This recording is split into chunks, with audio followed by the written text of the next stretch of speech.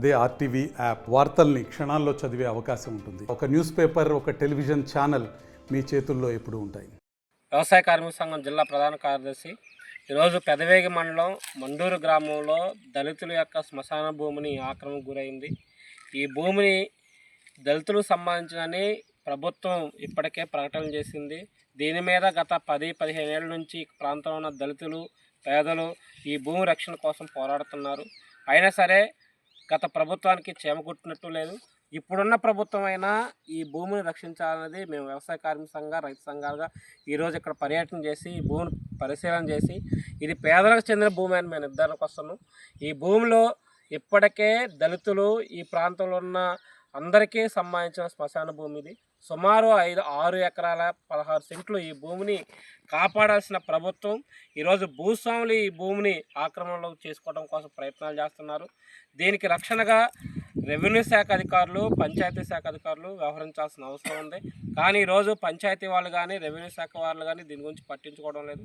వాస్తవానికి రాజశేఖర రెడ్డి ముఖ్యమంత్రిగా ఉన్నప్పుడు శ్మశానాల రక్షణ కోసం జీవో నెంబర్ 1235 తీసుకొచ్చారు.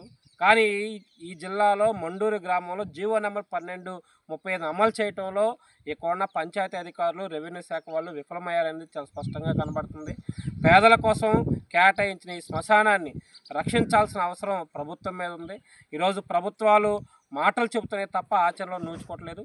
ఈ శ్మశాన భూముల కోసం పోరాడుతున్న సందర్భంలో ఈ ప్రాంతంలో ఉన్న భూస్వాములు పేదలపైన దాడులు చేశారు, భయభ్రాంతులకు గురి చేస్తారు, చంపేస్తామని బెదిరిస్తున్నారు. ఇలాంటి బెదిరింపులు చేస్తున్నప్పుడు రెవెన్యూ శాఖ వాళ్ళు, పోలీస్ శాఖ వాళ్ళు ఎందుకు కలుగు చేసుకోవట్లేదని మేము అడుగుతున్నాం.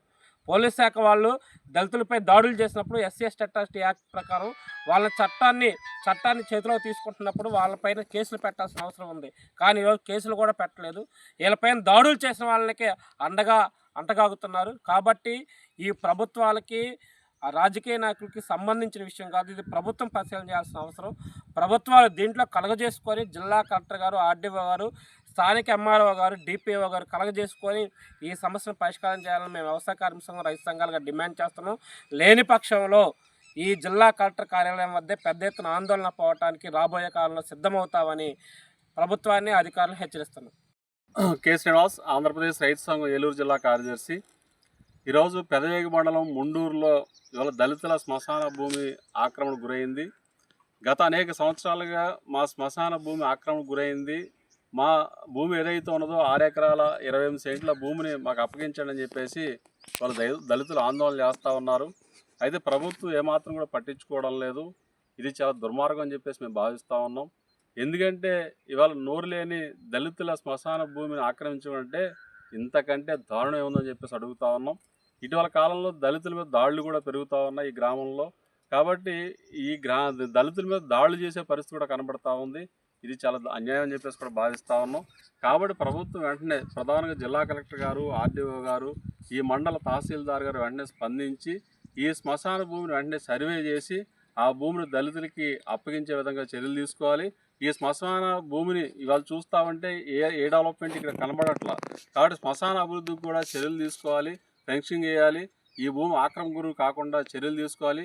సర్వే చేసి ఈ శ్మశాన భూమి ఆ గ్రామ దళితులకి వెంటనే అప్పగించే చర్యలు చేపట్టాలి.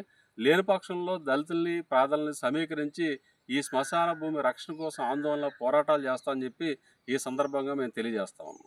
మరిన్ని వీడియోస్ కోసం ఛానల్ ని సబ్స్క్రైబ్ చేయండి. లేటెస్ట్ అప్డేట్స్ కోసం వాట్సాప్ ఛానల్ ని ఫాలో అవ్వండి. ఆ లింక్ డిస్క్రిప్షన్ లో ఉంది.